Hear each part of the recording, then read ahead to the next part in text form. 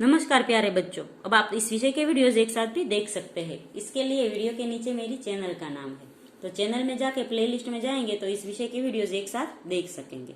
तो बच्चों, पिछले वीडियो में हमने सीखा था हिंदी कक्षा 9 का काव्य नंबर 10 भारत गौरव।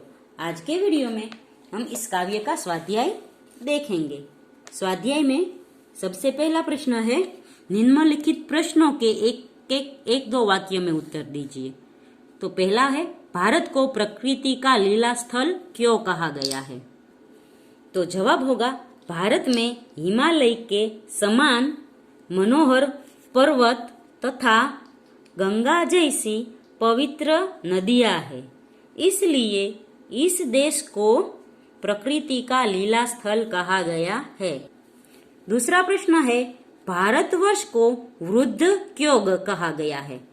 तो भारतवर्ष को वृद्ध कहा गया है क्योंकि भारत संसार का सबसे पुराना देश है। तीसरा प्रश्न है, विधाता ने नर सृष्टि का विस्तार कहाँ से किया है? तो जवाब होगा, विधाता ने नर सृष्टि का विस्तार भारत से किया है। चौथा प्रश्न है, आर्य किन किन विषयों के आचार्य थे? तो जवाब होगा, आर्य सभी तरह की विद्या और कला कौशल्य में आचार्य थे। पांचवा प्रश्न है, आर्यों की संतान आज किस स्थिति में जी रही है? तो जवाब होगा, आर्यों की संतान आज अधोगति में जी रही है। छठा प्रश्न है, आर्यों की क्या विशेषताएं रही है? तो जवाब होगा, आर्य हमेशा स्वार्थ से अधिक परोपकार को महत्व देते हैं। वे मोह से दूर रहते हैं और निष्क्रिय रहना पसंद नहीं करते। दूसरा प्रश्न है, निम्नलिखित प्रश्नों के 5-6 वाक्यों में उत्तर दीजिए। तो पहला प्रश्न है, गुप्त जी ने भारत के गौरव को किस रूप में हमारे सामने रखा है? तो जवाब होगा, गुप्त जी कहते हैं कि भारत प्रकृति का पुण्य लीला स्थल है। यहाँ ऋषियों की पावन भूमि है। भारत ही संसार का सिरमौर है। भगवान की बनाई हुई भवभूतियों का सबसे पहला भंडार भारतवर्ष ही है। यहाँ के निवासी आर्यों की यह प्रसिद्ध भूमि है। आर्यों ने ही संसार को विद्या और कला कौशल की शिक्षा दी। इस प्रकार कवि ने भारत के गौरव को हमारे सामने रखा है। दूसरा प्रश्न है, भारतवासियों के बारे में गुप्त जी क्या कहते हैं? तो जवाब है, गुप्त जी के अनुसार भारतवासी आर्यों की संतान है। एक समय था जब आर्य विद्या और कला कौशल में सबसे आगे थे। ज्ञान विज्ञान के क्षेत्र में उनका कोई मुकाबला नहीं कर सकता था, परंतु उन महान आर्यों की संतान होकर भी आज भारतवासी अधोगति में पड़े हुए हैं। प्रगति की दौड़ में वे बुरी तरह पिछड़ गए हैं, फिर भी अपने महान पूर्वजों के उच्च आदर्शों को वे भूले नहीं है। तीसरा प्रश्न है, योग्य विकल्प द्वारा रिक्त स्थानों की पूर्ति कीजिए। तो पहला है, भारत को तो ऋषि भूमि कहा गया है। दूसरा है, वृद्ध भारतवर्ष ही संसार का सिरमौर है। तीसरा है, विधि ने नर सृष्टि का विस्तार यहीं से किया है। चौथा है, भारत के निवासी आर्य है।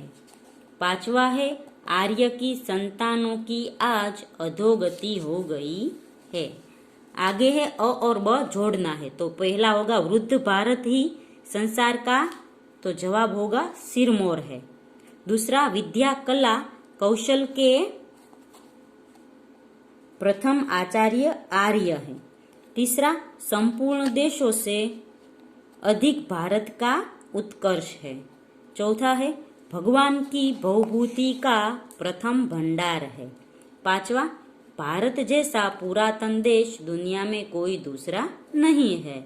छठा है, भारत के निवासी, तो भारत के निवासी आर्य है। आगे का प्रश्न है, भाव स्पष्ट कीजिए। तो यह जो लाइन दी गई है उसके भाव स्पष्ट करने हैं, यानी इस पंक्ति में क्या किया कहा गया है वो स्पष्ट करना है। तो पहला है, वृद्ध भारतवर्ष ही संसार का सिरमौर है। जवाब होगा, सिरमौर का अर्थ है सरदार अथवा श्रेष्ठ चरित्र वाला नायक। प्राचीन काल में ज्ञान विज्ञान के क्षेत्र में भारत सबसे आगे था। भारत ने ही दुनिया को भिन्न भिन्न विद्याएं सिखाई और कला कौशल का ज्ञान दिया। इस देश ने ही संसार को सभ्यता और संस्कृति के पाठ सिखाए। आज भी हमारा देश संसार को सुख शांति और मानवता का संदेश दे रहा है। इस क्षेत्र में दुनिया उसके नेतृत्व को सराह रही है। दूसरा प्रश्न है, भगवान की बहुभूतियों का यह प्रथम भंडार है। तो जवाब होगा, बहुभूतियां अर्थात संसार के वैभव के उपकरण, सोना चांदी हीरे मोती आदि बहुमूल्य पदार्थों का भारत ने पता लगाया। रेशमी वस्त्र बनाने की कला यहीं विकसित हुई। इस प्रकार भारत में केवल ज्ञान विज्ञान का विकास ही नहीं हुआ, वैभव के उपकरणों का उपयोग भी यहीं से आरंभ हुआ। छठा प्रश्न है, शब्दों के विरोधी शब्द लिखिए। तो इसमें पहला है अधोगति, तो इसका विरोधी होगा उद्वगति। दूसरा है वृद्ध, तो उसका विरोधी होगा युवा। चौथा है पुरातन, तो उसका विरोधी होगा नूतन। आगे है प्रथम, तो होगा विरोधी अंतिम। विस्तार, तो उसका विरोधी होगा संकुचन। पुण्य भूमि, तो विरोधी होगा पाप भूमि। उत्कर्ष का विरोधी होगा अपकर्ष। उच्च का विरोधी होगा निम्न। आगे है शब्दों के पर्यायी शब्द लिखिए। तो हिमालय का समानार्थी हिमगिरी, गंगा का भागीरथी, गिरी का पर्वत, भूमि का धरा, विश्व का संसार और मदिरा का पर्यायवाची शराब होगा। तो बच्चों यहाँ पर स्वाध्याय खत्म होता है। अगले वीडियो में हम नया पाठ सीखेंगे।